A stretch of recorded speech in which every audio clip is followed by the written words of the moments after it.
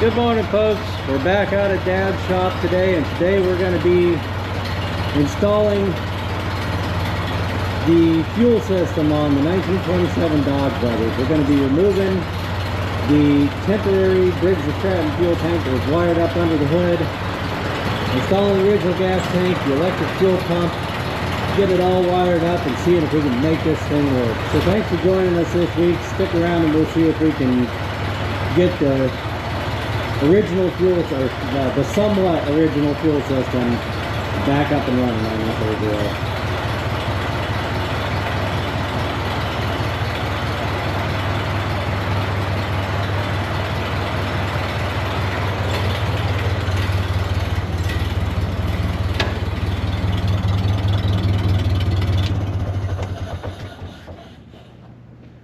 We're going to get the fuel tank put back in, and we're going to get my electric fuel pump hooked up. The fuel gauge used to go in that hole right there, but this is what's left of the fuel gauge that came out of there. It was just a simple gauge, just a float. The float turned a little gear, came up there, and then that's what's left of the face that was on there, and down the bottom of that can you can see was the pointer that went on there. Showed you how much fuel you had left, so when you wanted to check your fuel you have to get out and walk to the back of the car to check the fuel.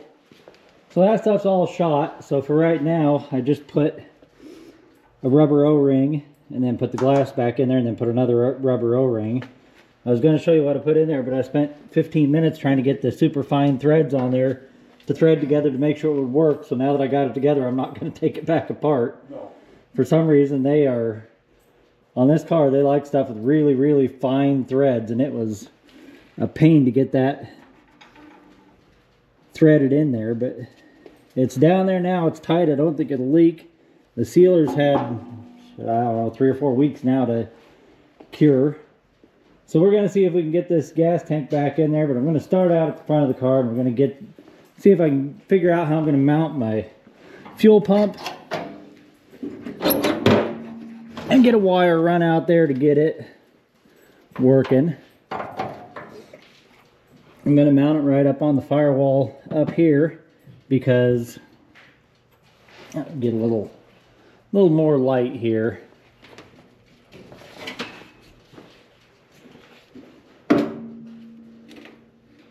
There we go. Going to mount it somewhere right up here on the firewall because this is the fuel line coming from the fuel tank at the back of the car, and that is not plugged up or anything. I blew air through it, so hopefully it doesn't have any leaks anywhere, and we'll be able to reuse that fuel line that's already running right up here. So somewhere right up here is where we're going to mount the fuel pump. I'll go grab the fuel pump and show you what we got. Okay, this is the fuel pump that I got. I just went online and looked for a 6-volt that could be run positive or negative ground, and that's what this supposedly is 6-volt that could be run positive or negative ground electric fuel pump. Comes with a bracket to mount it. So we'll probably be able to use one of the holes in the firewall that's already there. I don't know if that's a check valve. I don't know, you can blow through it both directions. I don't know. It came with 0 instructions, but I'm pretty sure on the website it had a little bit of some instructions. Those fittings are actually metal. I figured those would be plastic, but it even came with a bolt to bolt it to the firewall with. Can't beat that.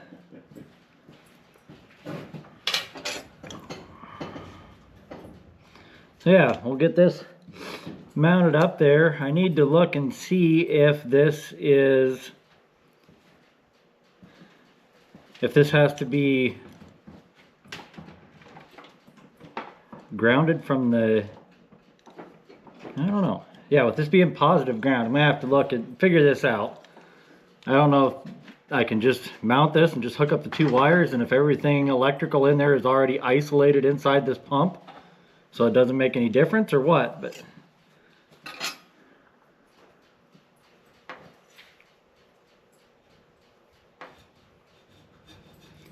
it does have, it says 6-volt DC, it does say out on that end. So we know that that is the discharge. I probably will just use the little piece of hose that they supplied and use that to couple this to the existing fuel lines there.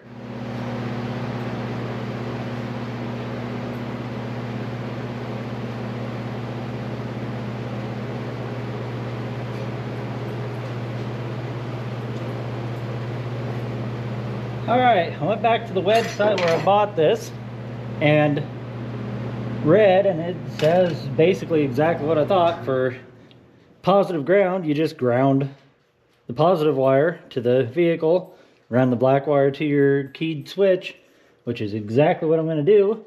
I'm going to try to, it goes this way, so I'm going to try to mount it through that hole, which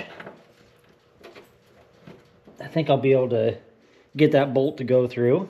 Just use the bolt that came with it, mount it right to that hole, and then I can stick my wires right in through that hole and run the wire directly to the keyed ignition in there. I'll just have to find somewhere to ground this well, but I think I might just hit that with a grinder real quick and shine that up and just put the ground right underneath there.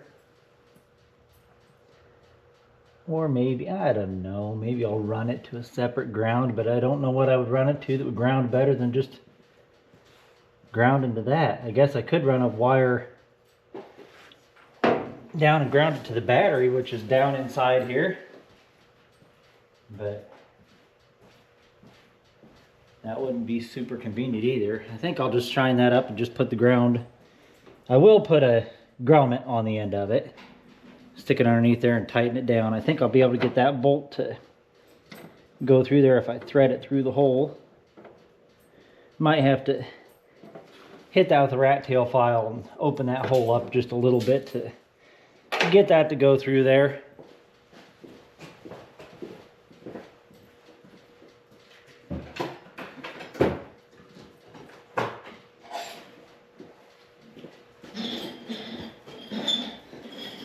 See if we can open that up just a hair.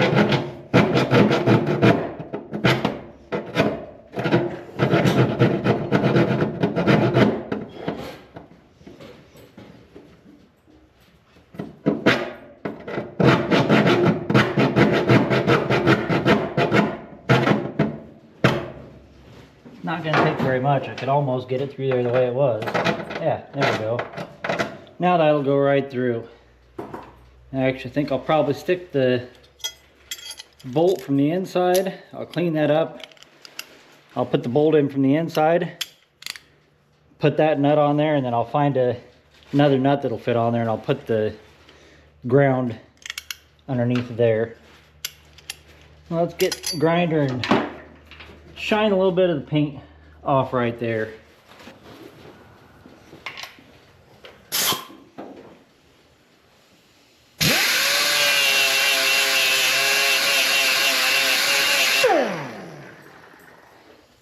There we go. That should make it ground just fine. Alright, Dad, I'll get in there and stick that bolt out from the inside and then see if you can get this on there and get the...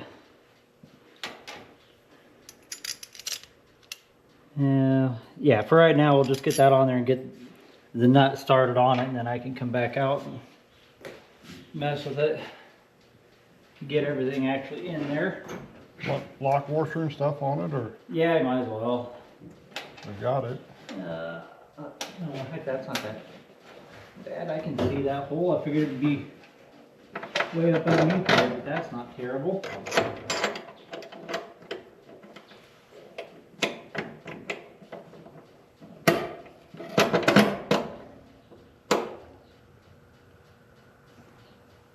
I was having a problem there, but I got it.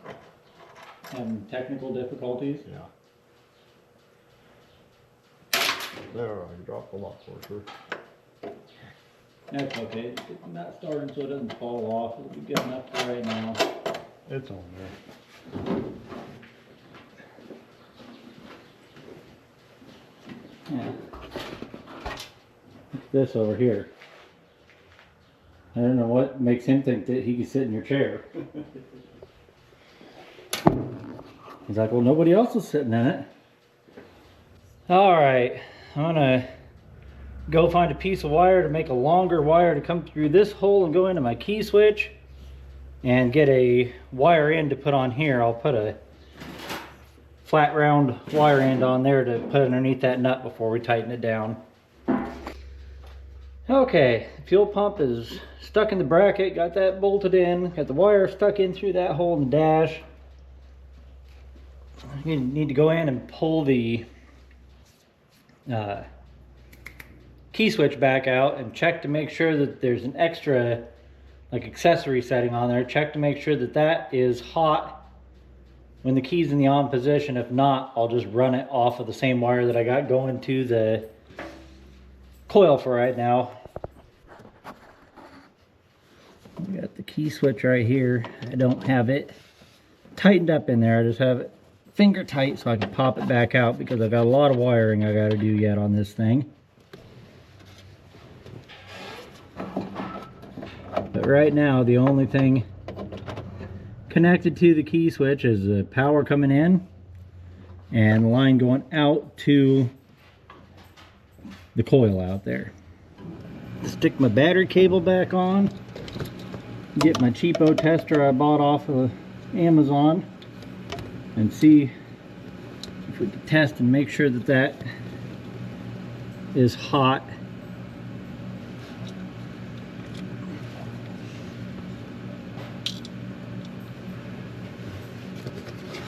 When the key is in the on position.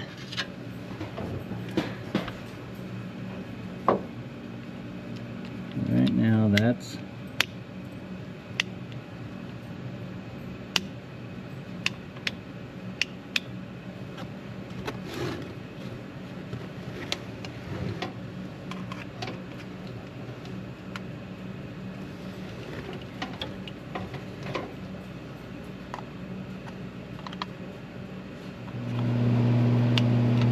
okay.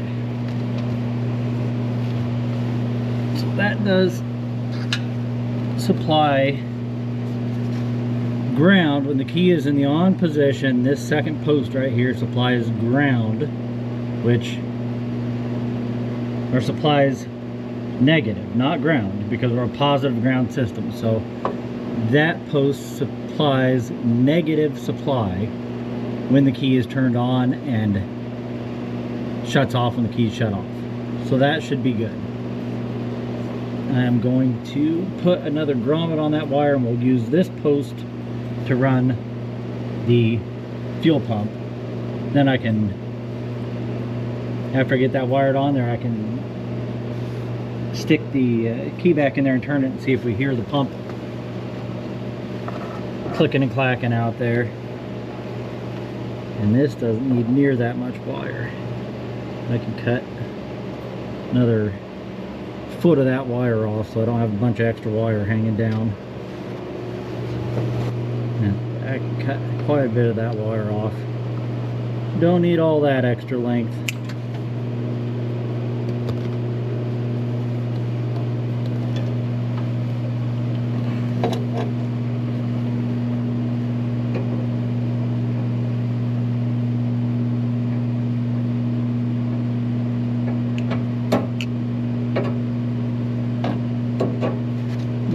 Blue wire is also much heavier wire than I actually need for running to that fuel pump, but it's what we had here at the shop already, so that's what we're using.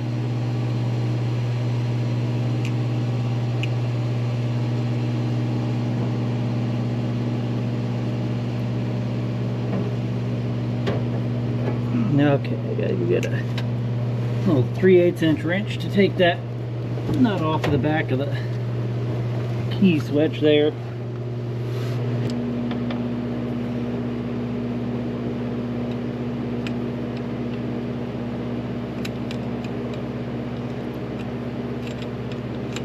It's interesting working on stuff that's positive ground because everything seems to be backwards from what I'm used to, but it was the same way working on my Model A truck. Everything is a little bit different. All right, let's see here.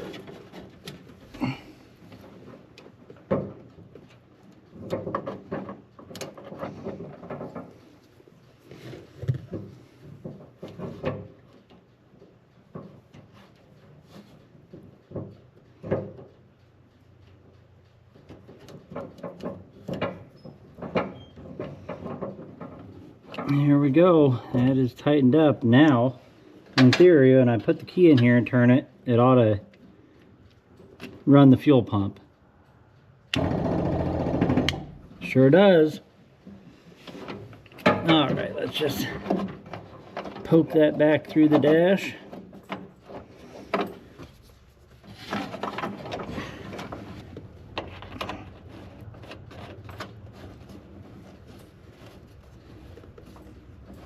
Okay, let's go back out underneath the hood and see if we can get the rest of our fuel lines out there hooked up. I wonder how well that pump's going to work trying to draw a prime all the way from the gas tank. We may have to figure out some way to prime that line going backwards to the gas tank too, so we don't have to suck fuel a half a mile with this pump. I don't really know if this pump's meant to pull fuel or push fuel. It doesn't say.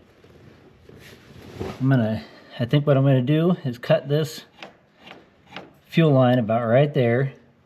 That fuel line hasn't had any fresh fuel through it for decades, so I'm not too worried about just using the old air powered cutoff wheel and zip that right off there. And then push that fuel line down, bring it up right over here on the other side of the steering shaft, put that in, and we will have a connection going from the fuel pump to the tank at the back of the car. Like I said, we may have to find some way to prime that line, or at least maybe just prime the fuel pump, just run some fuel down in the fuel pump and get it moistened so it'll suck a little harder to pull fuel all the way from the back of the car up here.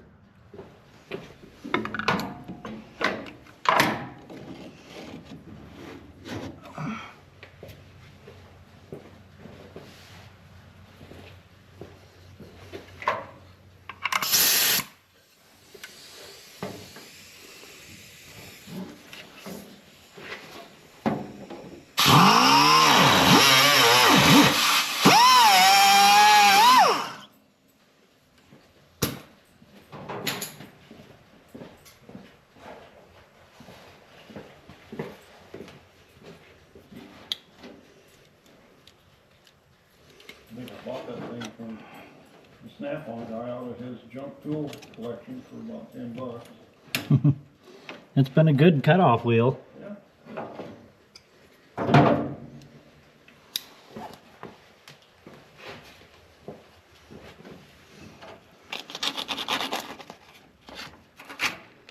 It's a copper fuel line coming up here.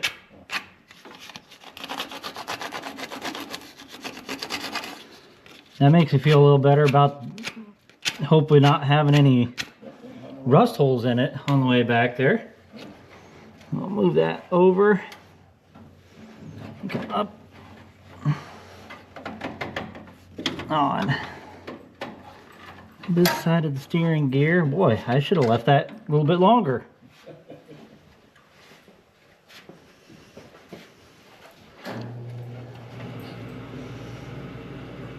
Well, I guess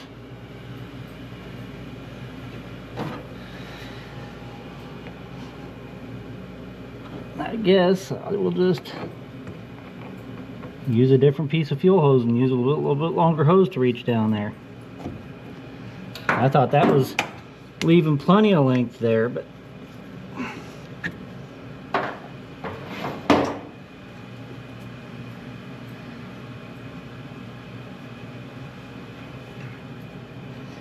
the guy that commented a couple weeks ago about trimming the wick too short said I cut it off twice and it's still too short. It's going to get to comment again on this one.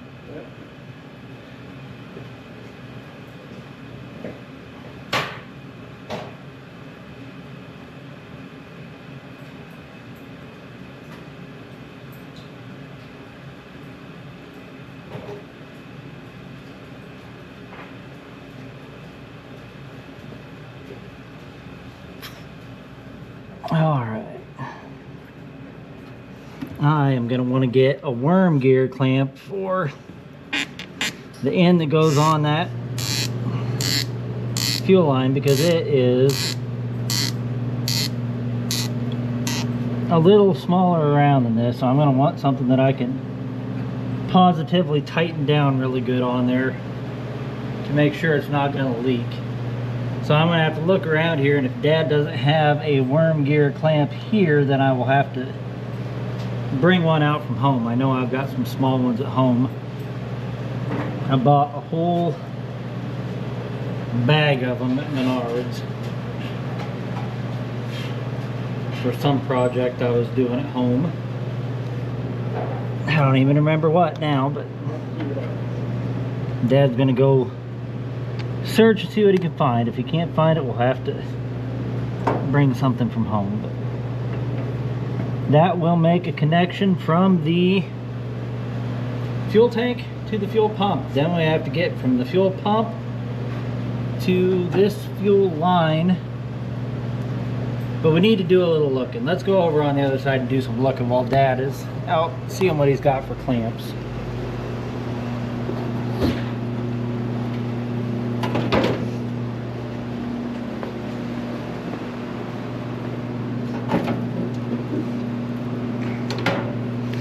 Okay, we got the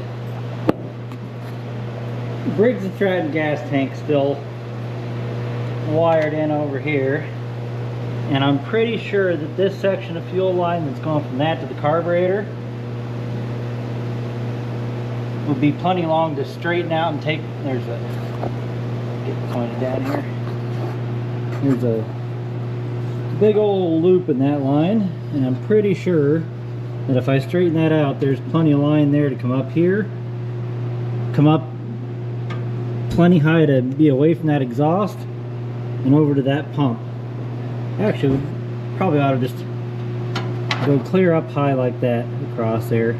If not, we can use this section. There's plenty of sections of line there that we can fasten together to try to make something work here. But we do need to get the Briggs & Stratton gas tank out of here. Oh, there you go. Dad found a worm gear clamp. I'll throw that on the other side here, and then we'll get that Briggs & Stratton tank out of there. Alright, we just popped the hood back out of the way. That'll make it a lot easier to work in here. Now we got line coming all the way. We got the worm gear clamp on there good and tight, so we got a line from the fuel tank all the way to that pump. Now we got to plumb it from the pump. I want to go up and across the top of here and clear back and back down. That way it's way far away from the exhaust, as these older cars are already prone to vapor locking. So the farther we can keep that away from the exhaust, the better off it's going to be. So let's remove the Briggs & Stratton tank that we got temporarily wired in here. Oh, damn.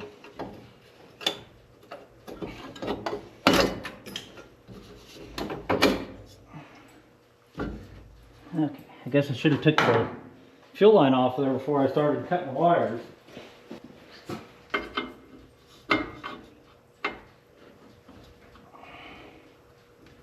Oh, come on.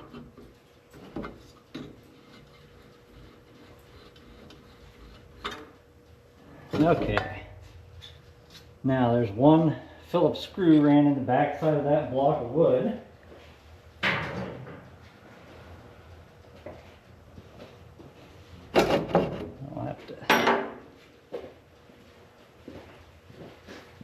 zip that out of there.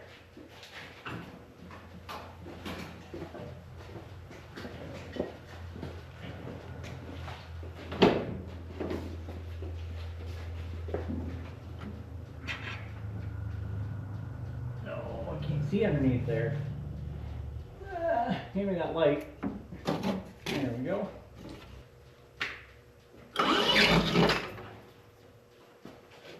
Nope, I lost the screw.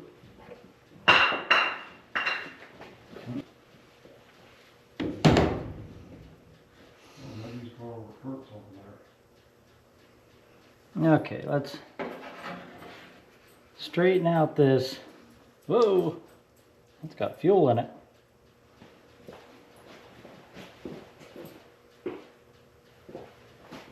Big box.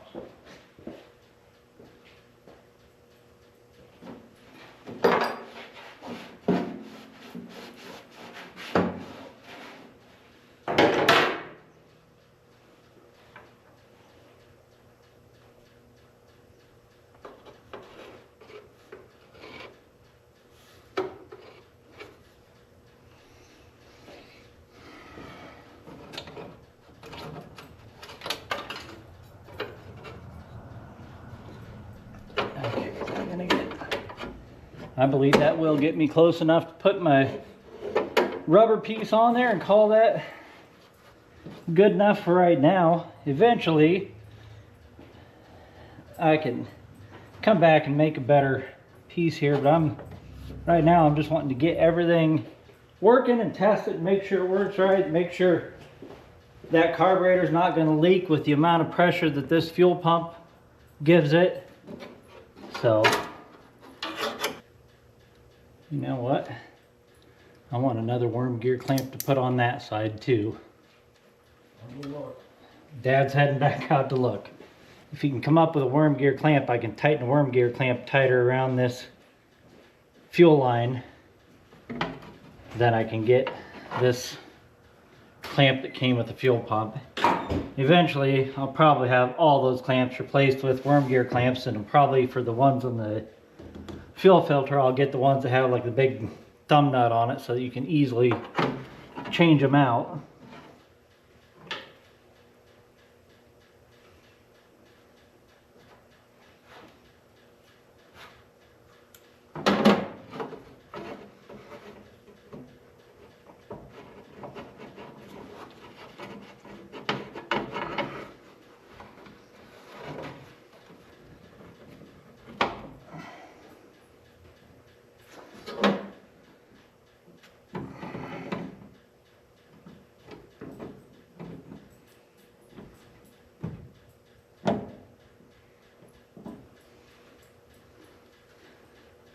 There, if we got a worm gear clamp put on there, that'll be good.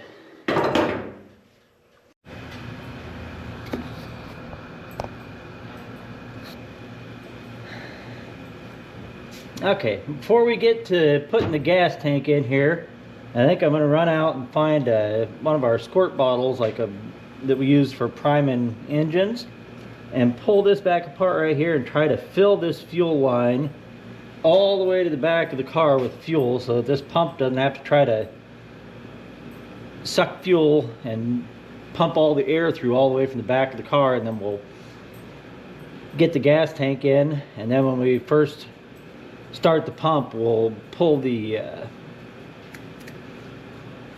fuel line off the carburetor, stick it in a can or something, and we'll pump some fuel through there to get all the air out of the system. I don't know for sure if we'll have an issue with this draining backwards. I don't know if that other piece that came with it was supposed to be a check valve, but I could blow air right through it both directions, no resistance at all. So I don't really know what that was supposed to be. But anyway, we'll get this all primed up and all the air out of the system. And then we'll just have to see if this pump gives us trouble with it draining back down and losing its prime. If it does, we'll have to get some sort of a check valve to put in line somewhere. But for right now, I think I'm going to pull this back part right here and see if we can fill this whole fuel line. Oh goodness, there went that clamp.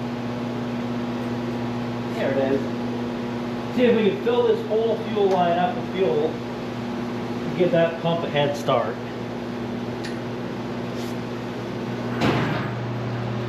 Alright, I'll leave that disconnected for a minute. We'll get the fuel tank put back in. Well, I don't know where I'm gonna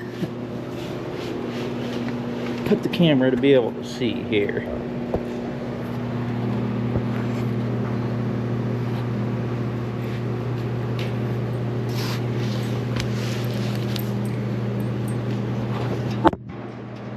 There we are. He's helpful.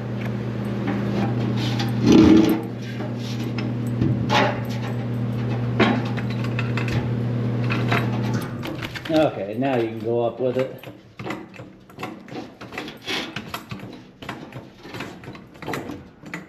There we go. A little more. Oh yeah, there. We'll just keep going until it gets snug. There we go, that's good. Alright.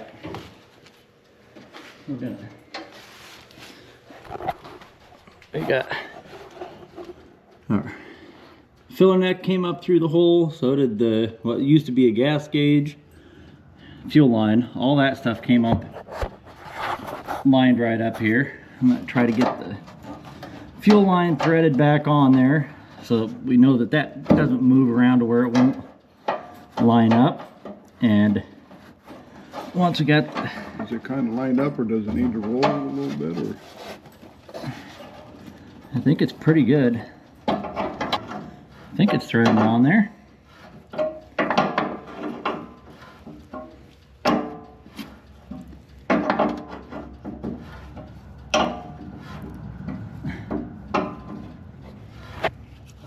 That is just barely, that wrench barely fits on there. It's tight every time it gets stuck. I don't know if it's just paint on the outside of the nut or what. metric? I wouldn't think so. Oh.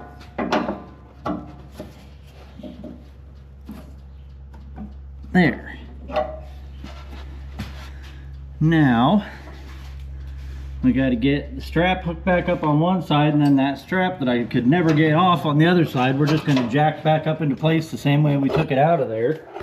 And then if it needs some shims under it or something, we'll come up with something to shim it up. But that nut is absolutely bolted in place on that hanger bracket on the driver's side. Alright, let's spin this around.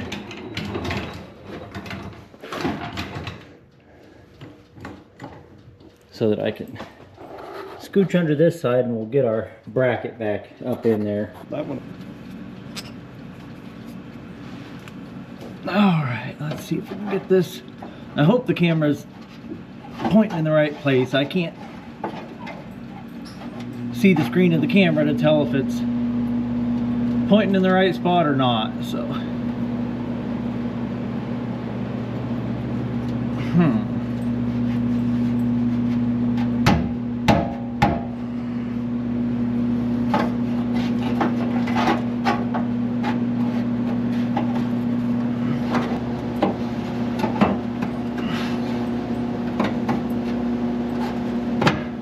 Go. There we go. It's in. Wow, that is.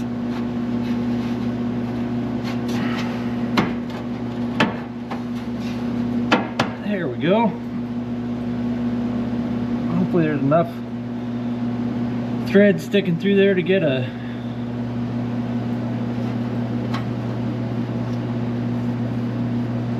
the lock washer for it was still laying on top of the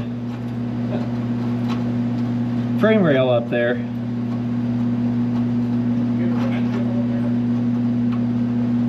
I'd be able to get a ratchet with a short socket for a while until it gets too deep for the short socket.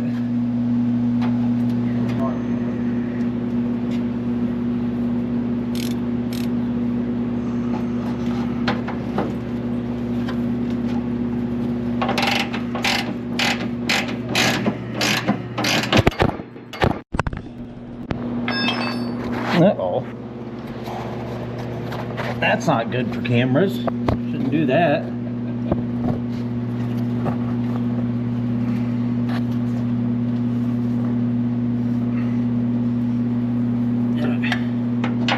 Run out of length on the socket already? Looks like it. Looks like it.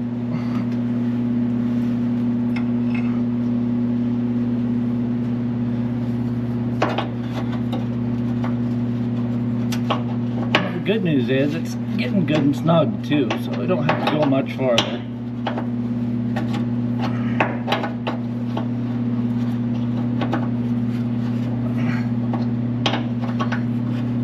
Matter of fact, that feels pretty good. I think that's about good there.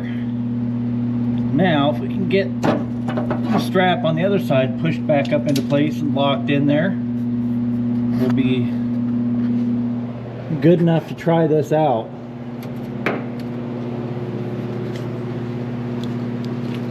Okay, what we got to do now is get this back up in there and hooked over that lip.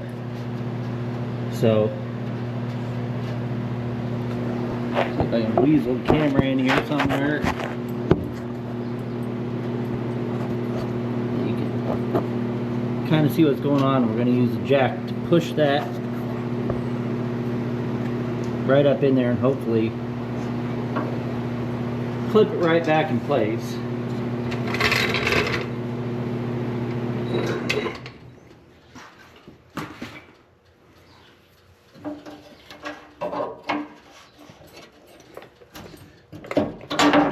Get back here. See, it's got to go about right there. Turn that way. Okay.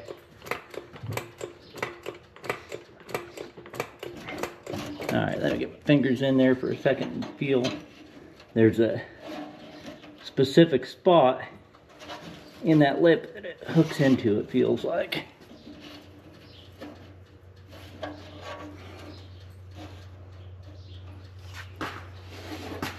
Alright, go up a little more.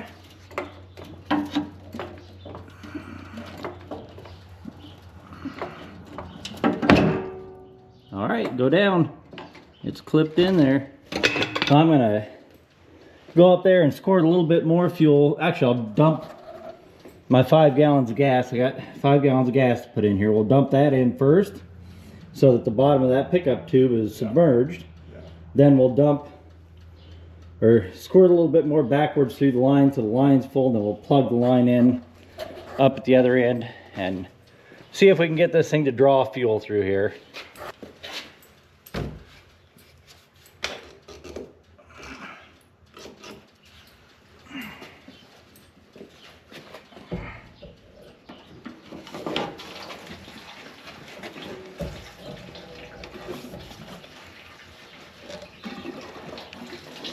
Well, pretty soon we'll find out how that gas tank sealer works.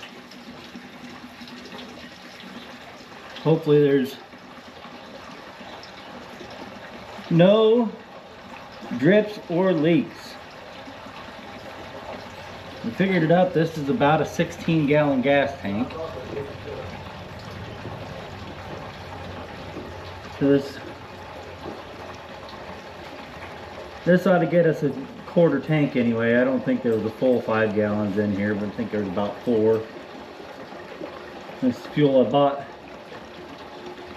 last fall and put some stabilizer in it so I'd have fuel around home for, I always like to have some around there just in case power goes out in the winter. I like to have some extra fuel for a generator. And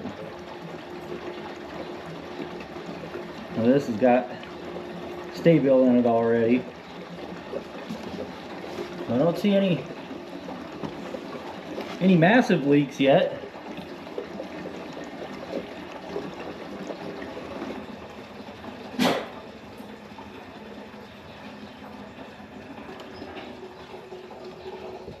And that's about all we're going to get in there.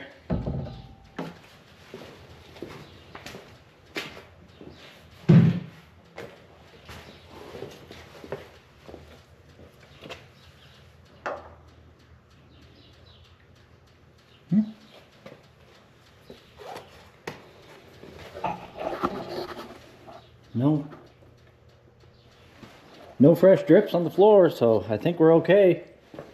Grab my fuel cap up here and we'll throw that fuel cap on there. And then we'll squirt a little bit more backwards through the line to make sure the line's all full of fuel again. Hook it up and we'll see if this thing will pump fuel from the back to the front.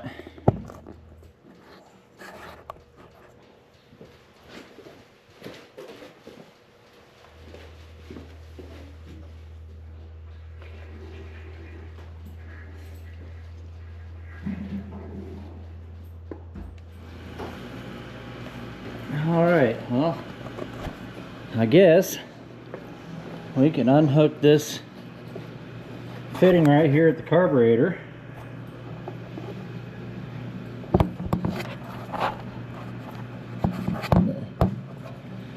The fuel line comes in right here. We'll unhook that fuel line and we'll get a coffee can or something to catch the fuel, and we'll turn the key on and see if we pump some gas up here.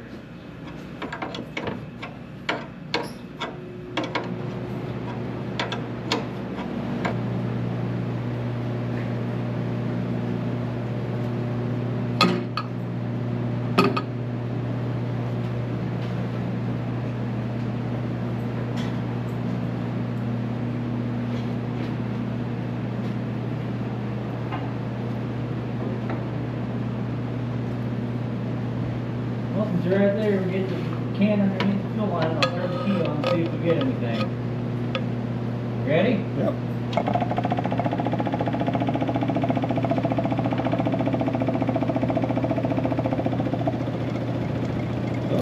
Yep. I heard the Yep.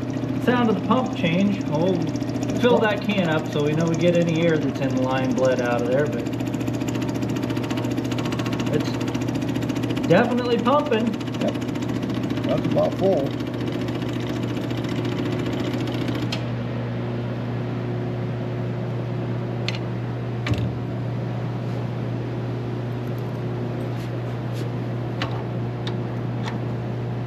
All right.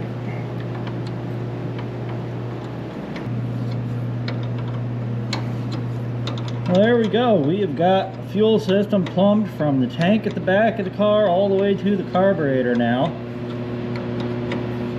Now I'll have to turn the key on and make sure that the needle and seat in here doesn't let fuel leak by. From what I read online, they say that that Model A carburetor will hold up to a low pressure fuel pump. Yeah, go ahead and click it on. It'll just take one click.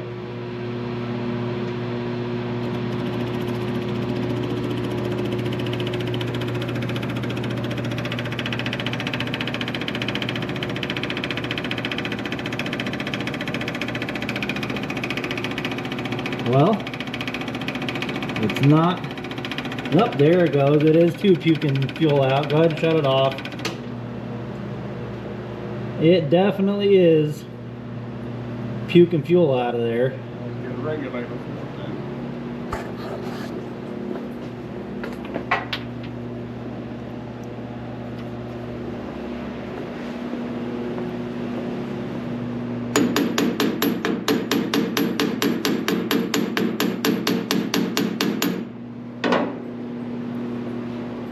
Let me find something to catch that fuel that's running out of there.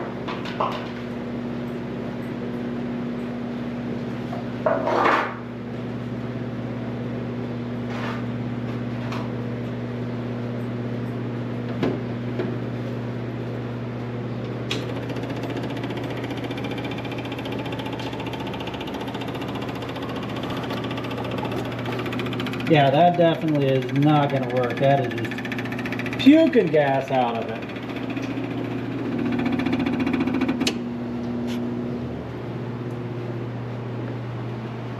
Well, darn.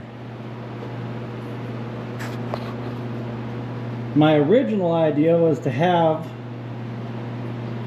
the fuel pump pumping to a canister up here that had an overflow to go back to the tank with excess fuel, so that we only had gravity feed. But this definitely is not going to work, even though what I read online said that the Model A carburetor could handle fuel from a low pressure fuel pump, but it definitely is not handling it. Well, at least we do have our fuel tank back in. It's sealed up.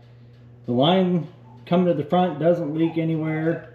What, Leo? Leo's crying. He is very upset that this didn't work the way that I thought it would. It's really weighing heavily on his mind.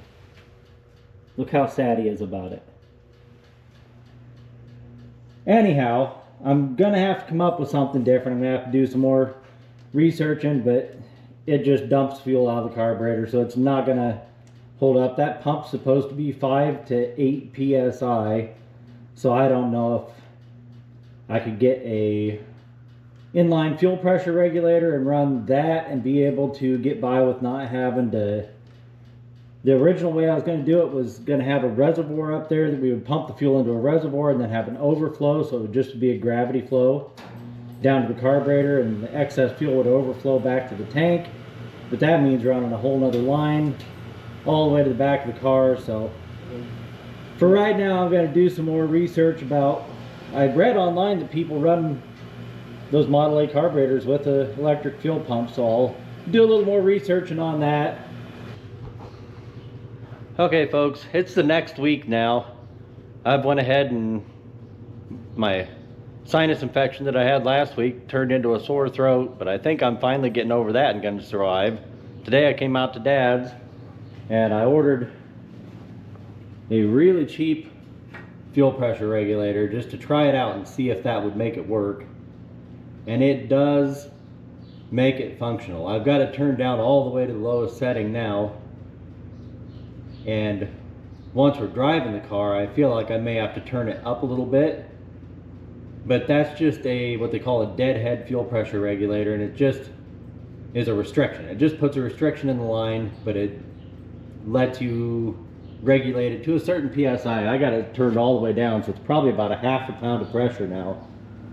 And if you turn the fuel pump on and just let it go, it still leaks fuel because all that is a restriction. So eventually, if you've got no fuel being used, it will build up pressure and seep some off. But even when it leaks, it's just a trickle now, as opposed to what you saw last week was just running out of there. But when the engine's running, it works just fine.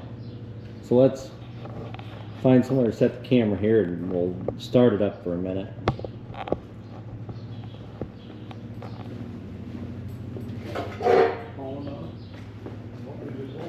Yeah, just come over here and hold it. You're not busy. Trying to find something to set the camera on. We'll just set it in Dad's hand. I'm doing laundry. Your washing machine's doing laundry. You haven't got a washboard back there beating it on 2 rocks. Okay, so what I've found so far now, if I just hit the starter, then turn the key on, and I might have to choke it just for a second to get it to start, but it starts right up and doesn't leak any fuel that way.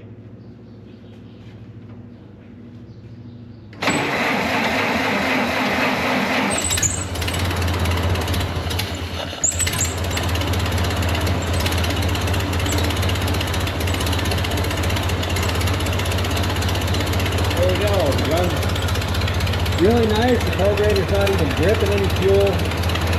Maybe one of these days I'll take that out and put a pipe plug in there instead of just having a piece of wood stuffed in there to keep from having the battery leak. It works.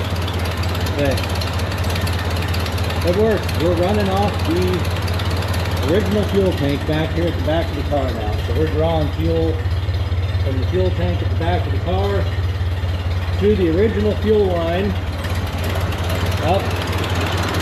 I was afraid that fuel pump sound would annoy me, but you can't even hear the electric fuel pump now. Fuel regulators regulate the fuel pressure, and the car is sitting there running real nice. So, thanks for watching, folks. Like I say every week, if you enjoy the content we're putting out and you want to help support our channel, the best thing you do is just watch those ads when they come up. If you haven't already done so, hit the like button, hit the subscribe button. If you know somebody that might be interested in this, share the video with them. Come on back next week. We'll have a video or something here for you to watch. Thanks for watching.